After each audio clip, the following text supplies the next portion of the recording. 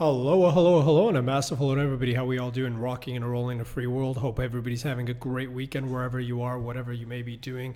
This is 50 Pips Rocking and Rolling here, 15th of April 2018. No trade calls, no recommendations. We're responsible for their own stuff. We're here for educational purpose only.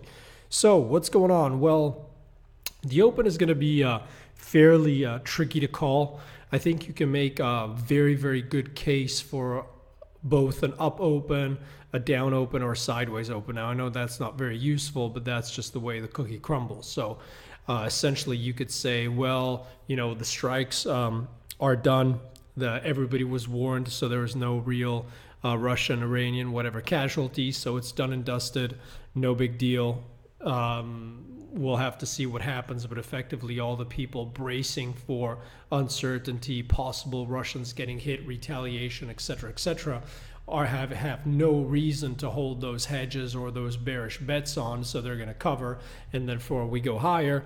And there's, you could easily make a case for there's way too much event risk. We still have new Russian sanctions that are going to be announced tomorrow.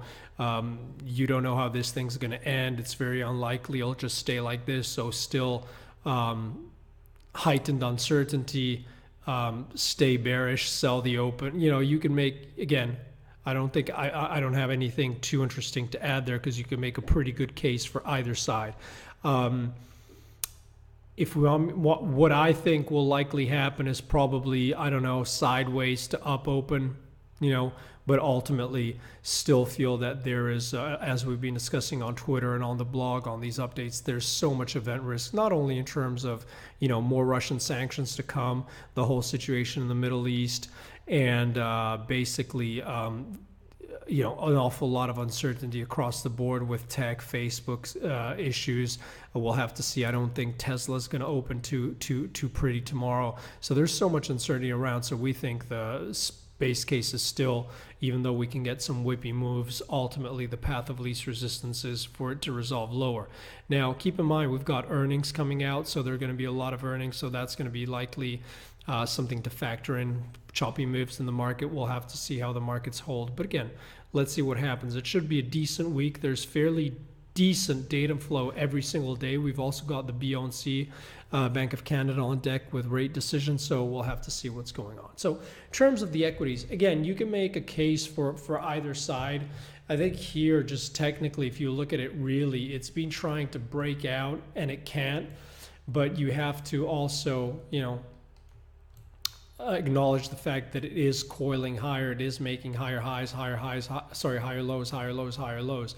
So again, we're not going to change our tune. Our tune is still that we think it's going to break to the downside, that as long as we're stuck inside the 2700 and the 2600, it's much to do about nothing. These moving averages and these pivotal levels are capping it, the 200 to the downside, the 50 and the 100 to the upside, and we could see an awful lot of velocity of move inside range here, and unless we get a daily close above or below, there's very little to add.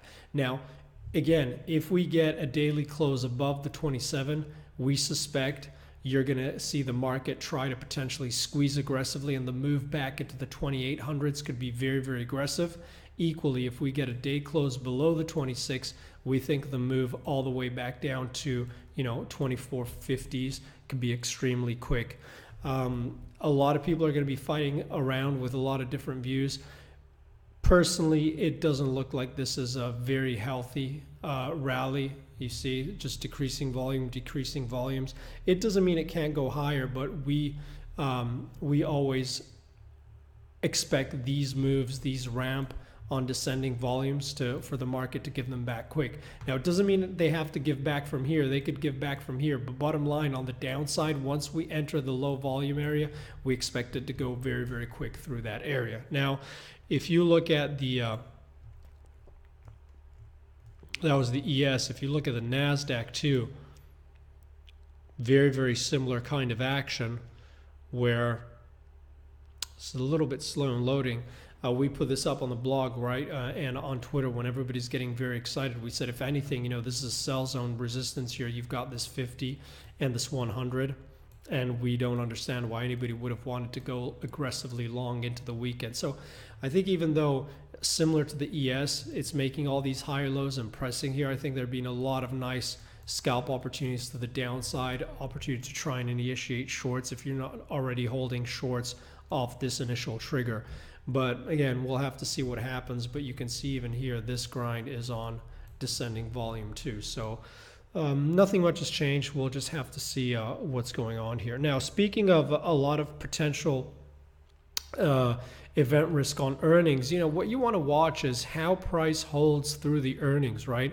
And the interesting thing is, again, is if you see the financials, so you'd expect them in this kind of scenario to rip and be very, very strong. And even after those awesome earnings that came out across the board, look how we traded on Friday. Now, is that just because of going into the weekend, etc.? We'll have to see. But you see, similar to the ES and the NASDAQ, and a lot of the big names are stuck inside, holding heavy with the market selling off and back into this area. So if anything here, the picture is slightly different on the financials. It's making these lower highs and lower lows. So again, we still think this is a very interesting area. And as long as the market can't close above here, we think the path of least resistance is to take out those lows again. But again, in terms of all those earnings, you don't necessarily want to see what they do into earnings or at the release. You want to see how they close at the end of the day after those earnings have come out. And again, at risk of being boring, sooner or later it can happen, but everybody's looking for this dollar to squeeze because of these record short positions, but it's still stuck, as we've been saying. It's stuck and it's still unable to hold rallies above the 50 DMA. So as long as we get daily closes below, we're looking for those lows to get taken out. We get daily closes above, we're looking for it to try and grind back towards the 91. But ultimately, it's still stuck inside that range. Now, as boring as it may seem, there have been a lot of trade. There has been trading to do inside this range. But unless we break outside, you're very unlikely to see some really, really interesting opportunities across the board in the Forex space, and a lot of the charts are a little bit stuck, like that EJ's pressing a little bit higher, but broadly speaking is still stuck. USD JPY is pressing lower. It's rallied a little bit correctively, but it's still heavy for the move lower. The only two things which have been, well, the one chart which, as we've discussed, has had a little bit of a swing and is going to be interesting this week because we've got basically BOC coming into play, right? The Bank of Canada is this reversal here on dollar Canada for a move back into the 124s. So we'll clearly have to see what happens to the BOC. Now, path of least resistance here is for it still to continue lower. Should it rally on BOC, what you want to look at is the reaction of the 127. If sellers come back into the 127, the move could be aggressive back down. If we go knife through butter 127s and close above, then don't be surprised to see try to rally hard. This is a very, very big pivotal level for Momo and flows intraday and from a closing basis. The other thing that will be interesting to keep an eye out for today is, well, this week is going to be cable, right? As you're seeing, this moves on DXY, but cable's back into an extremely interesting level. You can look at it on the weekly too, and basically it's pressing these yearly highs. So it looks like the market is defending them. I think you have to be very, very careful, because if it starts to trigger some stops and it moves back above the 145 and you're getting a general move on the dollar across the board, you would expect it to try and come up, back up and take out this big range high, right? This has been a huge issue, and you see how it's just markets defending it ahead of those yearly highs. If these goes, there are a bunch of stops likely layered here and back above this level. So that could be a very quick move all the way back to clip these stops too. So this is a very interesting level. But should the dollar squeeze and should we get a strengthening, or should we get some kind of a Brexit headline, then a move back to the 138s could come very, very, very quickly. So this is another one which is particularly interesting in terms of location to keep an eye out for the week. So again, that's pretty much where we are. It should be a very interesting week. Again, you have to be patient. Stuff will move. There's an awful lot of event risk across the board, and it just seems like the bulls are extremely sure of themselves, and the bears are extremely sure of themselves. So it makes for beautiful little trading, because likely the moves can be and will be aggressive once they get going. So there should be plenty of opportunity across the board. You just have to be a little bit patient. So again, thank you for liking. Thank you for sharing. Hit me up on Twitter if you want me to post any chart. Wishing everybody an awesome week. Let's see what we get. And again, I think the the surprises are far from being over, both from Middle East and from Washington. Okay, let's see what we get. Take care, guys. Bye bye.